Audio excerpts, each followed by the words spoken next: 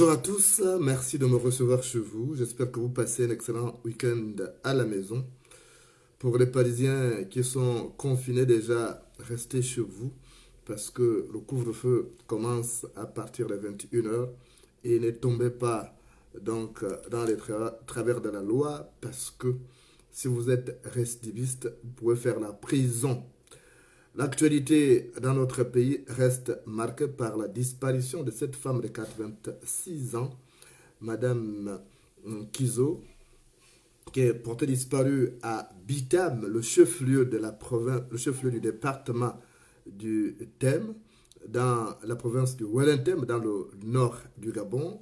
Cette femme est toujours introuvable malgré les recherches effectuées par la police judiciaire et la gendarmerie. Et ce matin, sa belle-fille, comme on aime appeler belle-fille, a été auditionnée longuement par la gendarmerie nationale. Madame Paulette, qui est l'ex-épouse, enfin l'épouse, la veuve du fils de la disparue, a été auditionnée par la gendarmerie sur la disparition justement de sa belle-mère qui était restée dans la maison qu'elle avait construite avec son défunt mari. Donc elle a été auditionnée pendant près de 5 heures d'horloge et elle est sortie libre de cette audition à la brigade de gendarmerie de Bitam. L'interrogatoire aurait tourné sur les liens qu'elle avait avec sa belle famille, avec la femme qui est portée disparue, donc sa belle-mère, et sur le conflit foncier aussi qui l'opposait à certains de ses beaux-frères et belles-sœurs, parmi lesquels Dame Rosine Mengue, avec qui elle est en bisbille depuis plusieurs mois déjà à cause de cette maison construite avec la contribution de son défunt mari. Elle a donc été auditionnée. Au cours donc de cette audition, il s'est agi d'éclairer un peu la lanterne des enquêteurs sur les rapports qu'elle entretenait ces derniers temps avec sa belle famille, rapports jugés cordiaux malgré justement ces conflits fonciers sur justement la maison qui devait revenir donc à la femme du défunt Mitsa. Mitsa, c'est le mari de la dame qui a été auditionnée aujourd'hui, qui est donc la belle-fille de la vieille maman, la maman qui a 86 ans, qui est portée disparue. Ça fait bientôt 2 semaines pratiquement. Dans le cadre de cette enquête, déjà, il faut reconnaître que la gendarmerie a essayé d'évoluer sur le terrain avec le concours de l'antenne provinciale de la police judiciaire. Et il y a pratiquement 30 personnes interpellées. 30 personnes ont été interpellées dans le cadre de ces dossiers. Parmi ces personnes, le gardien des lieux, et puis de nombreux jeunes qui traînaient dans les rues de Bitam. Et certains étaient présentés comme des membres du cartel des dépeceurs d'hommes, donc des kidnappeurs qui sévissent dans la région. Donc, dans ces personnes qui ont été arrêtées, il y a donc des jeunes de Bitam qui traînaient dans les rues, qui arpentaient les rues de Bitam jour et nuit. Et ces personnes-là vont donc devoir s'expliquer par rapport à la disparition de la vieille femme de 86 ans pour voir s'ils ont eu un lien avec cette affaire, s'ils ont un lien avec cette affaire. En ce qui concerne la belle-fille de la disparue, parce qu'elle n'est pas morte, on ne peut pas dire qu'elle est morte, parce qu'on est encore dans le cadre de la recherche, elle peut être en vie encore quelque part, elle peut être séquestrée, surtout qu'on a écouté un son d'un présumé ravisseur qui demande la rançon de 20 millions de francs CFA pour restituer donc la dame là à sa famille. Donc on ne peut pas parler de décès à ce niveau de l'enquête, mais on sait encore que elle n'est pas du tout visible parce que la gendarmerie et l'antenne provinciale de la police judiciaire ont essayé de ratisser tous les espaces où elle est susceptible de se trouver sans succès jusque-là. Et le type qui avait parlé, qui s'était présenté comme étant le ravisseur, serait un sujet camerounais. Et là encore, la police est sur ses traces pour essayer de chercher à savoir éventuellement si il a un lien avec cette affaire ou s'il s'agissait d'une simple farce, d'une tentative d'arnaque. Donc, les enquêteurs mettent les bouchées doubles pour tenter de démêler les fils de l'écheveau. Quant à la belle-fille donc de la vieille Kizo, elle a été auditionnée sur ces faits-là et elle est sortie de là libre, mais ces deux téléphones ont été confisqués.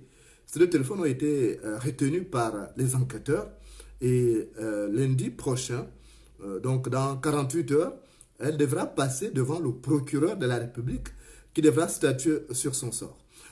Il se susurre dans certains milieux proches de l'enquête que quelqu'un aurait envoyé des messages se passant pour elle, des messages ayant un lien avec cet enlèvement. Bon, ce qui est sûr, c'est que dans ce téléphone, les enquêteurs n'auraient trouvé aucun message qui puisse compromettre donc la belle-fille de Mme Nkizo, mais les messages qui auraient été envoyés sur d'autres téléphones en direction d'autres personnes laissent croire qu'il y a quelque chose comme un sac d'embrouille dans ces dossiers. Alors, à qui profiterait le crime? Si la vieille Kizo a été enlevée, c'est vrai, les faits sont établis qu'elle a été enlevée, mais à quel moment et comment se fait-il que la maisonnée n'était pas informée? Ce sont toutes ces questions-là que l'enquête va devoir, auxquelles l'enquête va devoir répondre, parce que cette dame ne vivait pas seule dans cette maison. Il y avait une dame de ménage, il y avait un gardien. Donc à quel moment cette dame a été enlevée? Pourquoi n'a-t-elle pas crié pour lancer l'alerte afin que le reste de la maisonnée soit informé? Est-ce qu'il n'y a pas de complicité avec les membres de la maison ici, des personnes, les voisins, tout ça? Et dans le cadre de cette enquête aussi, des voisins immédiats ont été aussi interpellés pour essayer de donner des informations qui peuvent éclairer les enquêteurs par rapport justement à cet enlèvement de cette femme de 86 ans. Donc, tout avance sereinement, mais les enquêteurs sont confiants. Ils estiment que d'ici à lundi, ils pourraient avoir des indices et le procureur de la République, près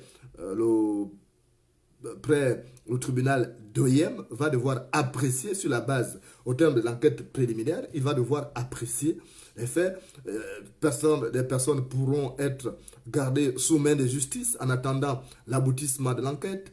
D'autres pourront être relâchées. Mais pourquoi les téléphones de la belle-fille de la disparue ont été confisqués, on n'en sait rien. Peut-être pour éviter qu'elle ne soit en communication avec certaines personnes, peut-être qu'il y aurait un faisceau d'informations la mettant en cause aussi. Donc tout ça, rien à exclure, mais lundi, le procureur de la République et le juge d'instruction apprécieront sur la base des éléments fournis par l'enquête préliminaire menée rondement par l'antenne provinciale de la police judiciaire et la gendarmerie nationale. Mais à OIM, une certaine psychose règne dans cette ville qui est réputée aujourd'hui pour ses enlèvements. Ce n'est pas la première fois qu'une personne est portée disparue dans la ville. Je rappelle que cette femme de 86 ans était dans un village appelé VZ2, situé près des Bitam. Et dans des autres villages aussi, il y a eu des disparitions les années antérieures. Et ces disparitions sont restées malheureusement sans suite parce que les dépeceurs d'hommes qui sont à l'origine de ces enlèvements bénéficient toujours de la protection des plus hautes autorités du pays qui sont présentées à tort ou à raison comme les commanditaires de ces enlèvements à des fins fétichistes. Est-ce que là encore, on pourra espérer avoir une suite logique? Est-ce que les feux de la justice vont éclairer jusqu'au bout de la rampe? Autant des questions qui tarabustent les Bitamois, réduits à leur triste sort, celui de n'être pas suffisamment protégés par les autorités qui sont en charge de la sécurité des biens et des personnes dans notre pays. Merci de m'avoir reçu chez vous.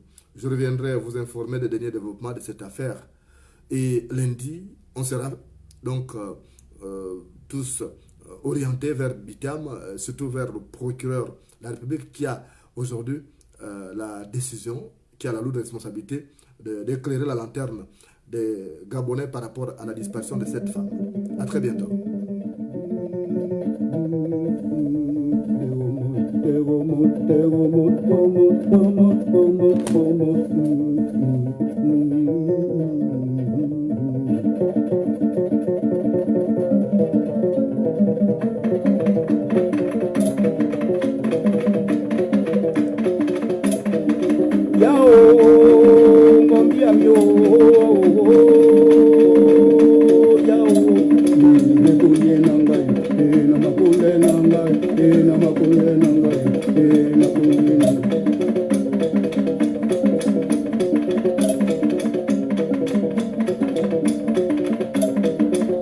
Kitami jabe o we kondie nanga mutinja we kondie munu.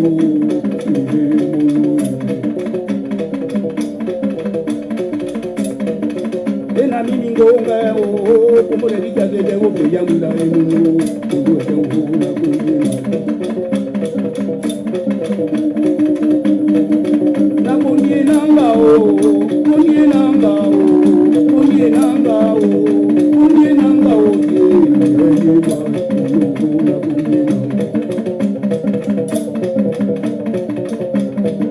Veni o vena video, veni gadi jona e kumele pindi muno. Konye nangai, konye nangai, konye nangai, konye nangai. Ola ma konye nangai, konye mari konye nangai, konye mari konye nangai, konye mari konye nangai. Konye ya umema.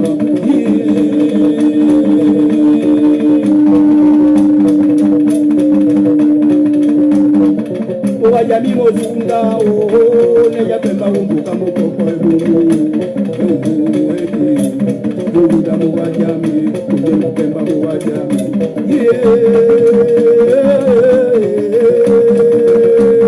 Oka o